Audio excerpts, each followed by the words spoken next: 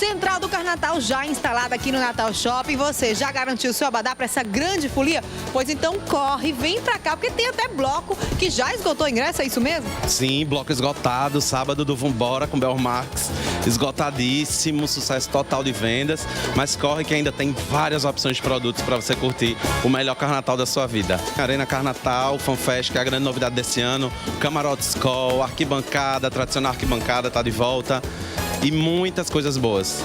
Tudo isso você parcela no cartão em até 6 vezes. Olha só, não dá pra perder. E quem perder vai ficar em casa acompanhando o Carnatal na Band Natal.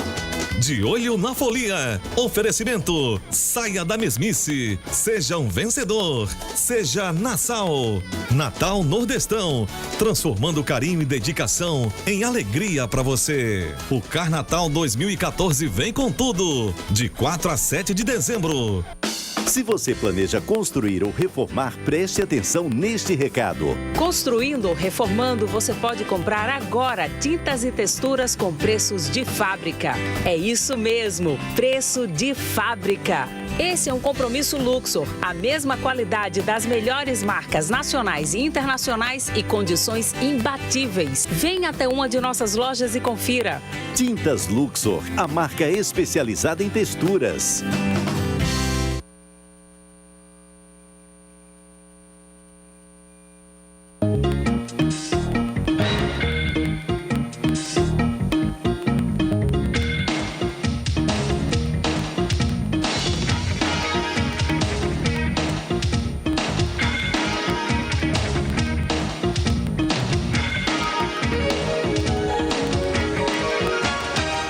Olá, bom dia. Está no ar mais uma edição do programa Conexão Potiguar. Muitíssimo obrigado a você que nos acompanha de segunda a sexta-feira aqui na telinha da Band e também pelo portal de notícias do Rio Grande do Norte, www.potiguarnoticias.com.br. No programa de hoje nós temos o prazer de receber Paulo Marcon, jornalista, escritor, editor de várias revistas, jornais a nível nacional, que está lançando Brado Retumbante, 2 volumes aqui, muito bacana, o volume 1 e o volume 2. Vamos conversar um pouco sobre esses 2 livros.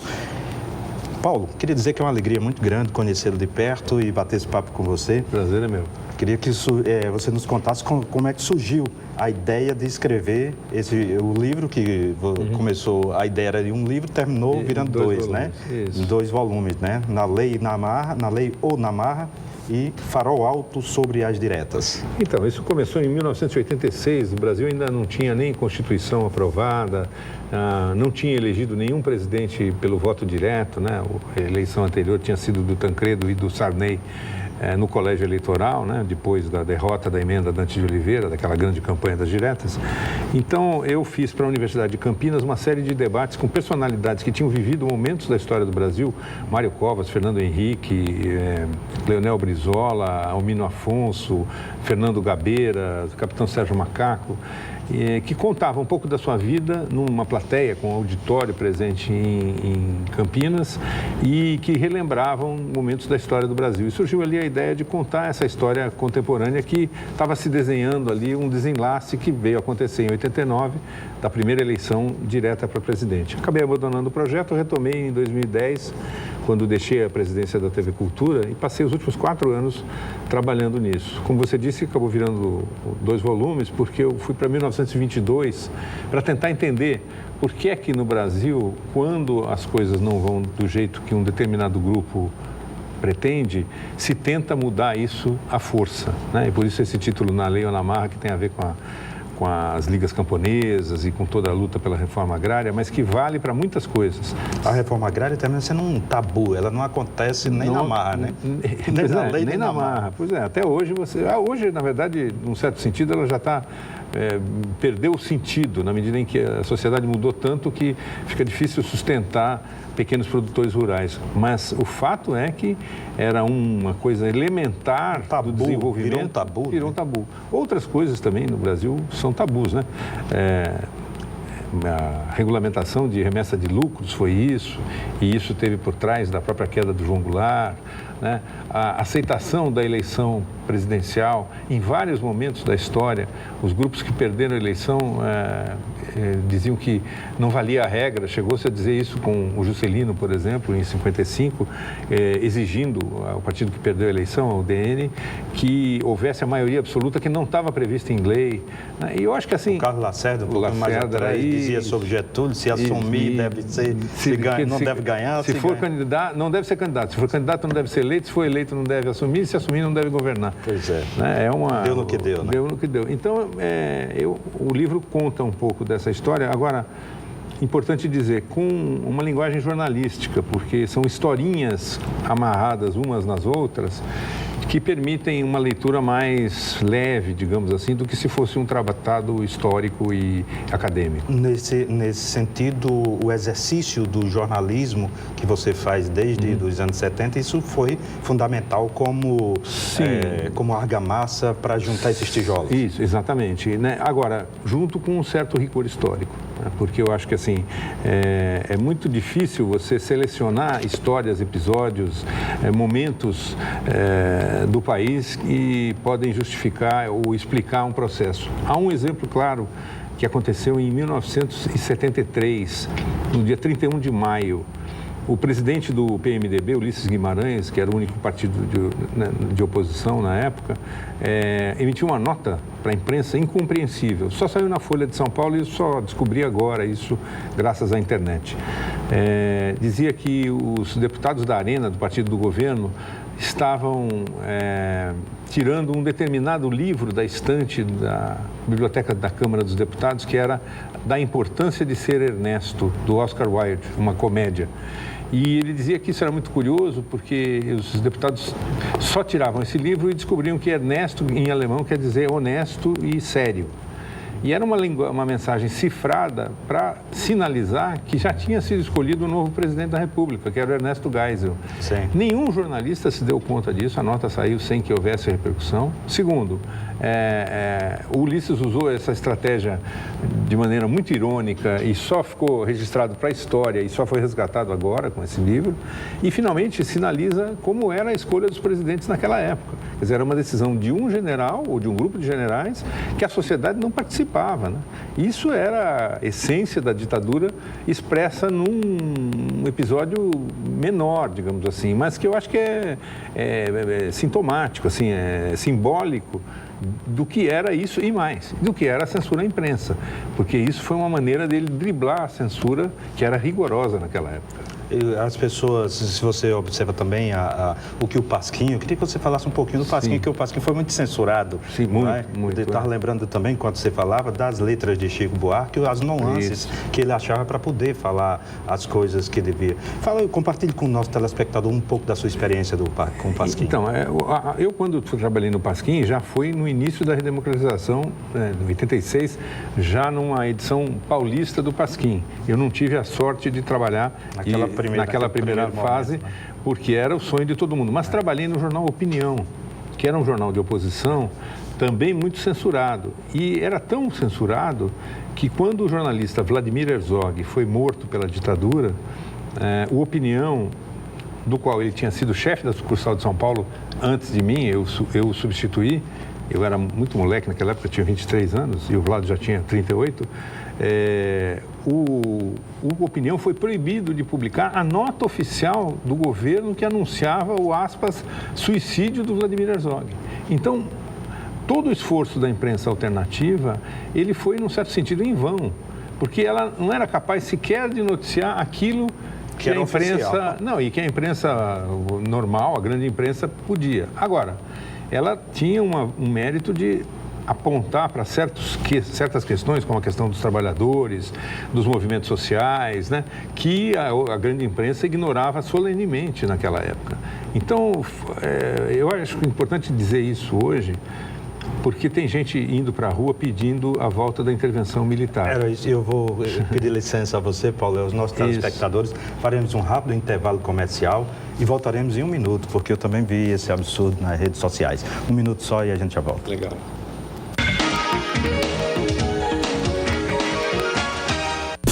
O sonho de viver em harmonia com a natureza sem esquecer o conforto, está se tornando realidade.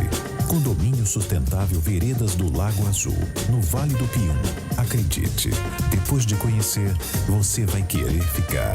Um empreendimento que une sustentabilidade e tecnologia, arborização preservada, casa-clube com mais de 50 opções de atividades para um lazer completo, coleta seletiva do lixo, mais de 600 árvores adultas, distância mínima de 6 metros entre as casas e energia solar nas áreas comuns. O Veredas do Lago Azul possui estações de tratamento de água e esgoto próprias, reuso de água tratada, rede de internet interligada por fibra ótica e rede de energia subterrânea. Condomínio Sustentável Veredas do Lago Azul. Plantão de vendas no local.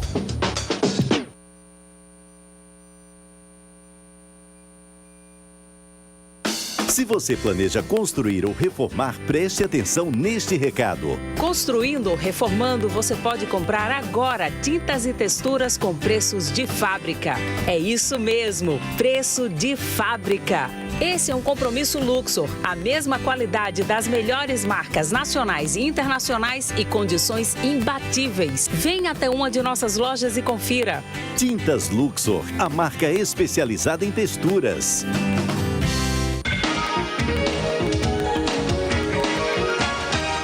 De volta ao programa Conexão Potiguar, conversando com o jornalista e escritor Paulo Marcum. Paulo, no bloco anterior nós falávamos das manifestações que tiveram agora após a eleição da presidente Dilma no segundo turno. E tem gente que apareceu nas redes sociais pedindo a intervenção militar. Eu queria, você que viveu realidade do partidão, você foi preso político, torturado pela ditadura, eu queria que você dissesse qual o seu olhar sobre essa atitude. Eu acho, primeiro, eu acho que eles têm todo direito. Isso é a democracia, né? O problema é que se eles ganharem a batalha da opinião pública e a intervenção militar acontecer algum dia, na ditadura, ninguém pode pedir a democracia. Essa é a diferença elementar, que às vezes a juventude, é por isso que eu digo que é importante falar sobre isso, ela tem a noção de que como não viveu aquele processo, de que a ditadura era um passeio, que não havia corrupção, que não tinha bandido na rua, que não havia crime, não é nada disso. O que não tinha era notícia dessas coisas, né? Havia uma censura. Né? Tem gente que acha que a corrupção foi inventada agora. Não, né? E havia talvez, ou muito provavelmente, mais corrupção do que há hoje.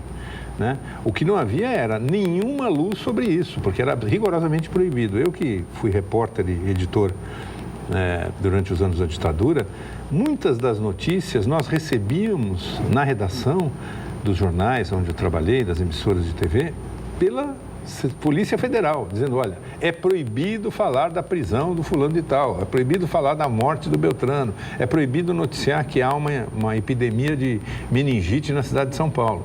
Né? Que a pauta é proibida. Exatamente, entendeu? Então, essa diferença que a democracia proporciona, eu acho que compensa os problemas da democracia, que são muito grandes, né? Mas que, de alguma maneira, abrem uma possibilidade de solução que não seja a da força. E isso é a diferença.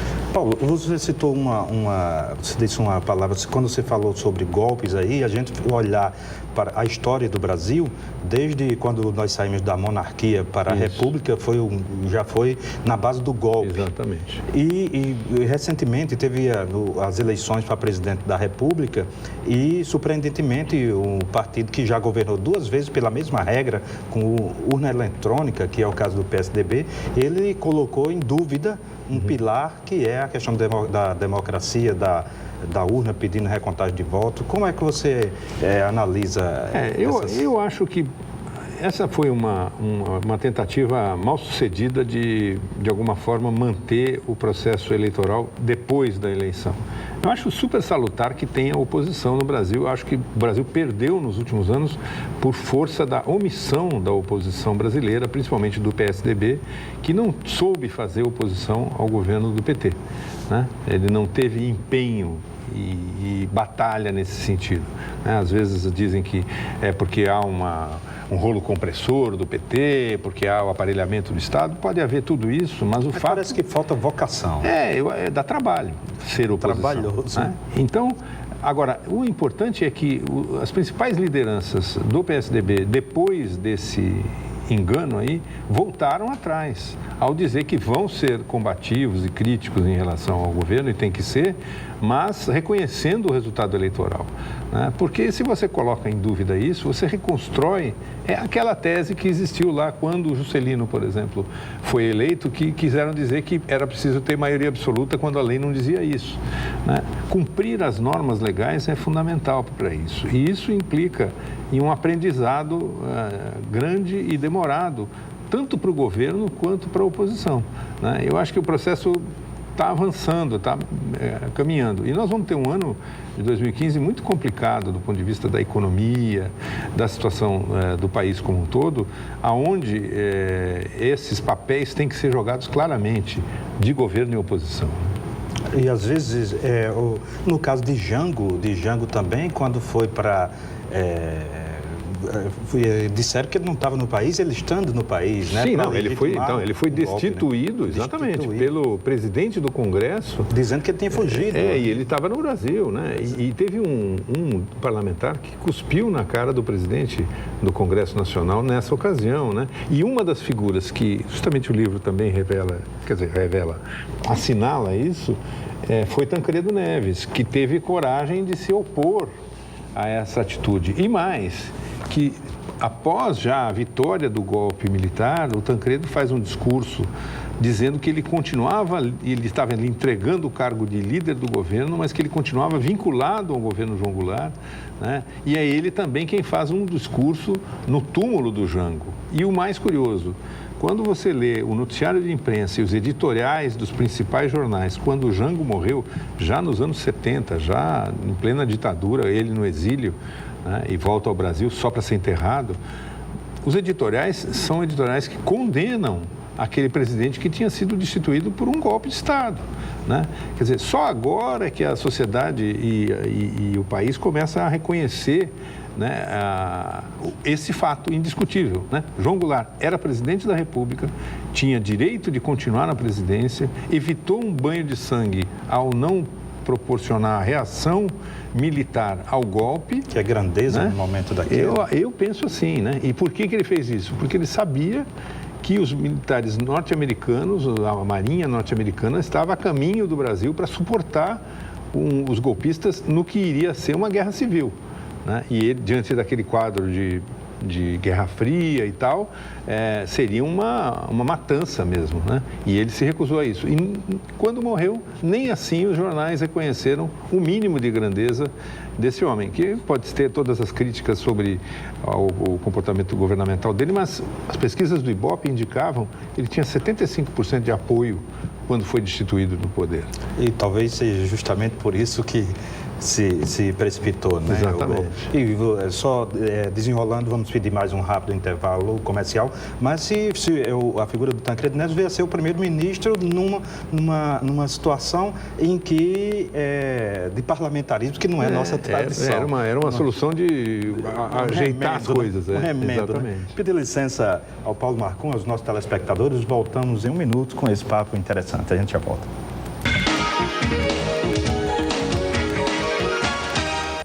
Se você planeja construir ou reformar, preste atenção neste recado. Construindo ou reformando, você pode comprar agora tintas e texturas com preços de fábrica. É isso mesmo, preço de fábrica.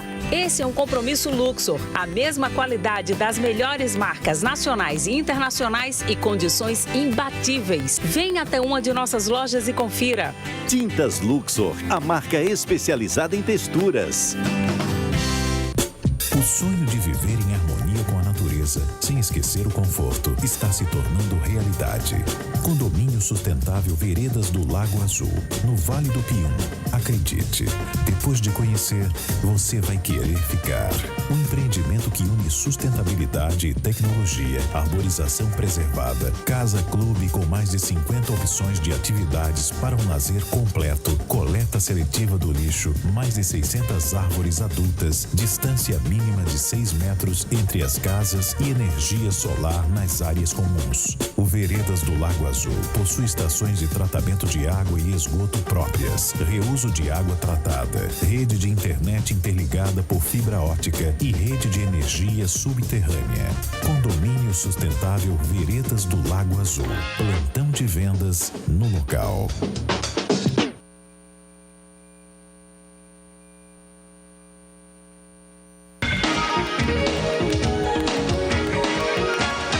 De volta ao programa Conexão Potiguar, conversando com o jornalista e escritor Paulo Marcum, que está lançando um livro muito bacana aqui, Brado Retumbante, em 2 volumes. Aqui nós mostramos para o nosso telespectador, que já está nas livrarias da cidade de Natal e de todo o Brasil.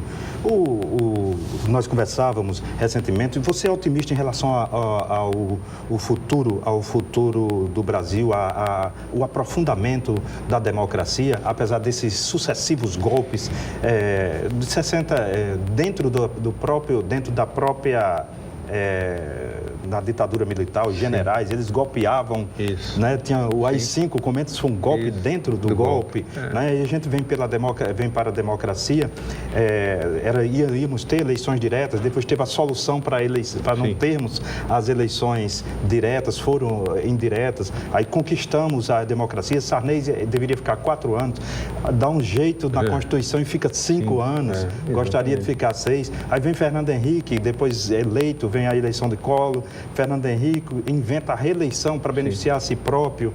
Agora nós temos uma eleição disputadíssima no segundo turno, aí algumas figuras do PSDB ficam questionando o resultado. Olha, eu diria que sou um otimista em termos. Eu acho assim, o principal problema hoje da política brasileira, na minha avaliação, é o distanciamento do eleitor e do representante, né? No caso do parlamento, particularmente. Quer dizer, 28 partidos na Câmara dos Deputados, é impossível governar com isso. Esse é o ponto número 1. Ponto número 2, os políticos, há uma pesquisa recente, os políticos que foram eleitos gastaram 11 vezes mais, em média, do que aqueles que não foram eleitos, os parlamentares. A renovação é muito baixa e quando ela se dá, ela envolve filhos, parentes, primos e aderentes de políticos que já estão no poder. Isso vai desgastando a democracia, né? E ao mesmo tempo, quando se fala em reforma política, parece uma coisa que o governo mesmo fala só para ameaçar o Congresso e aí fazer os acertos e não realizar essa reforma. A presidente Dilma chegou a falar em reforma política com plebiscito, que é muito complicado de entender, porque uma reforma política é algo complexo, que não se resolve com sim e não, né? Enfim, mas, ao mesmo tempo, eu vejo no público mais jovem, esse que é militante das redes sociais, que está engajado em várias frentes de combate a questões específicas, uma inquietação, né? Que eu espero que resulte em mais democracia. O perigo mesmo é voltar àquela história que a gente estava contando, desencanto em relação a isso e alguém chega à conclusão que precisa de um salvador da pátria, de alguém que venha e solucione os problemas magicamente. E isso nunca dá certo.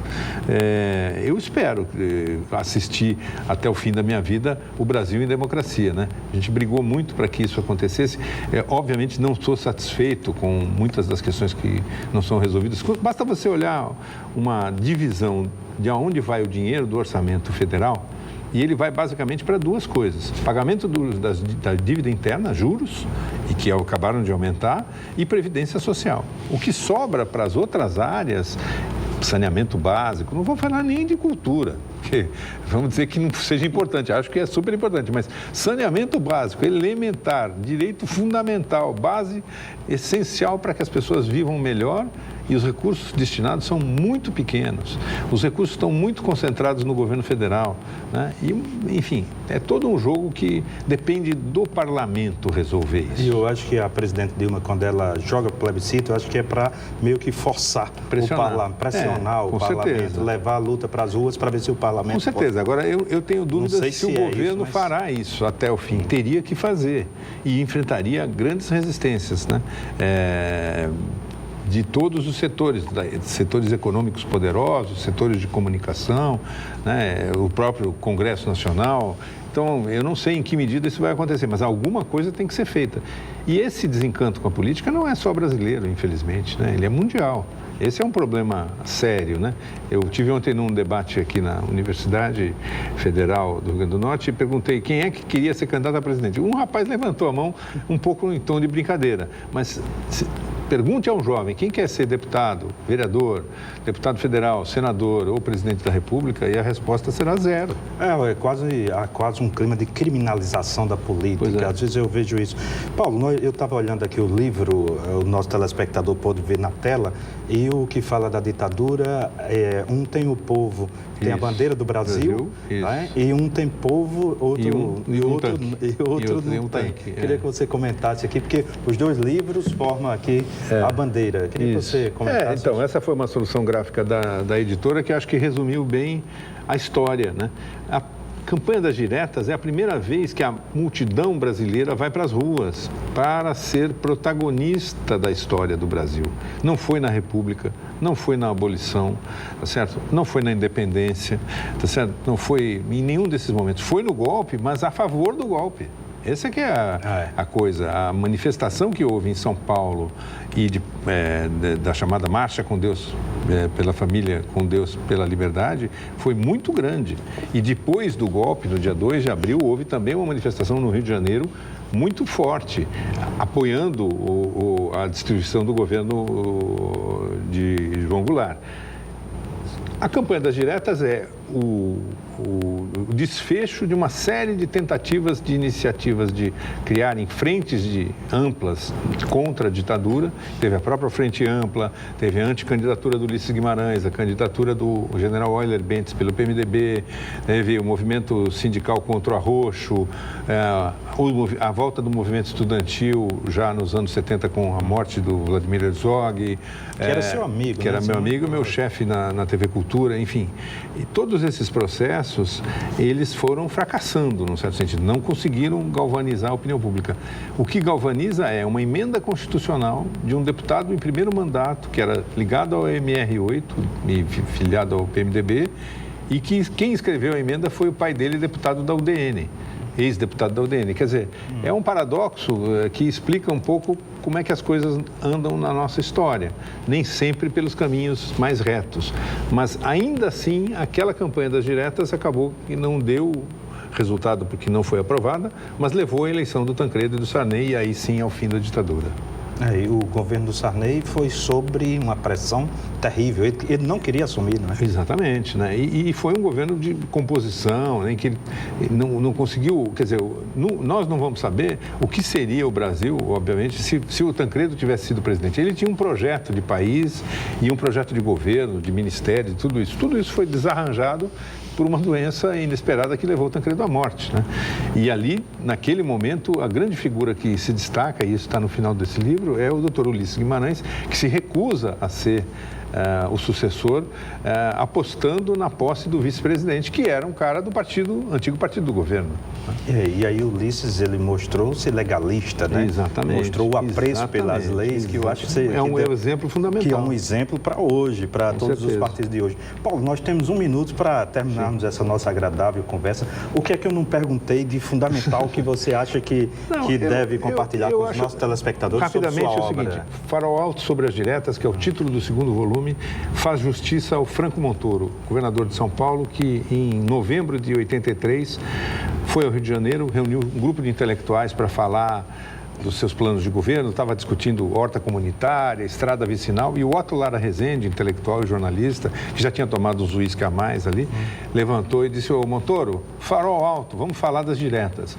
Esta cobrança do Otto Lara fez o Montoro entender que as diretas eram muito importantes e ele, a partir daí, organiza o primeiro grande comício no dia 25 de janeiro de 84, na Praça da Sé, em São Paulo, que virou a campanha numa campanha de massas. Eu acho que reconhecer isso é importante porque a ditadura caiu, não foi porque 2 generais quiseram só. Foi um processo que envolveu muita gente e de gente de vários partidos que se uniram em torno dessa bandeira fundamental da volta da democracia. É um pouco o que está faltando hoje no Brasil.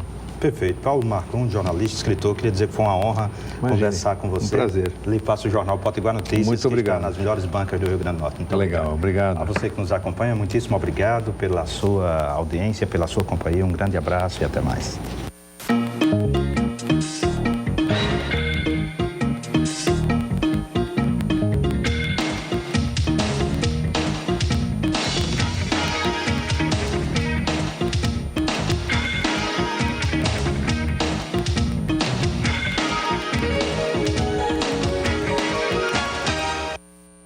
Eu que desafiei ele, mas é mentira, ele que me desafiou aqui pra gente subir os 229 degraus, são 14 lances, o visual pelo menos é bonito, agora vamos ver como é que a gente vai chegar lá em cima. Pra quem